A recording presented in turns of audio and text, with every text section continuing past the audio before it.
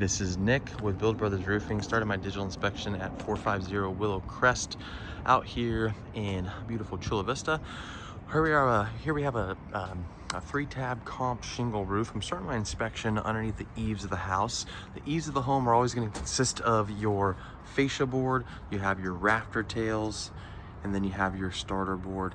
And the reason why we like to start underneath the eave is that it gives us a good idea about what kind of wood damage we can expect on this property. And after doing a quick walkthrough, you know, the wood is in pretty decent shape. The homeowner's done a great job of keeping the paint up to date. This side's a little different just because this is constantly getting exposed to the sun. But the majority of the wood is, you know, it has that fresh coat on it. It's been protecting the wood for quite some time, so it's definitely gonna help mitigate the amount of wood we end up having to replace. But the homeowner just needs to understand that wood repair is that unknown variable. We don't know how much wood is gonna need to be replaced until we tear this thing off and we see what's underneath it. So we're gonna work our way up to the top now.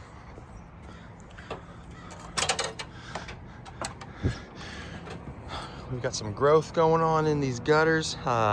It's just a bunch of debris that's been growing for quite some time, but we can see just how loose a lot of these shingles are. So let me switch my hand up.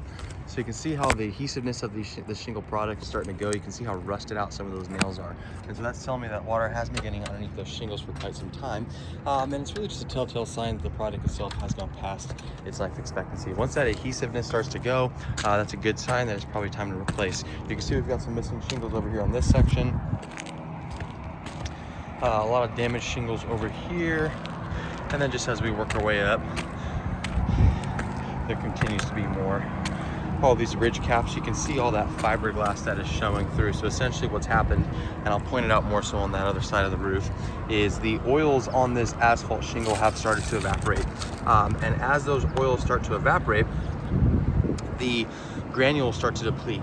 And once those granules start to deplete, the fiberglass in the shingle product begins to be exposed, and the waterproofing is now greatly affected.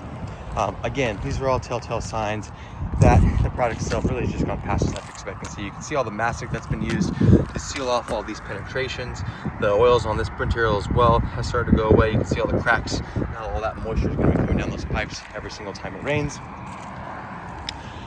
We've got some skylights that we're going to be working with, and then also some solar panels as well. Looks like we got 10 on this side.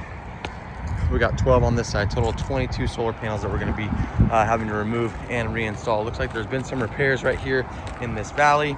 Again, more missing shingles with exposed nail heads. And you can see how easily water can be getting into this nail head every single time it rains. More damaged shingles over here on this side. Again, in an area where there has been some repair, you can see the difference in shingles. But then I just want to point this out.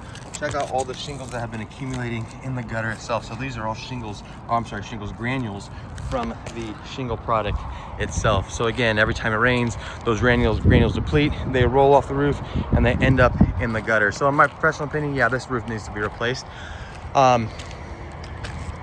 Typically, you know, these 3-tab shingle roofs are going to last 20 to 25 years. I'd imagine this is closer to the 30-year range, just based off some of the signs. So what I want to do is tear this thing off all the way down to the wood decking. Once we get down to the decking, we'll address any kind of bad wood that's underneath this product.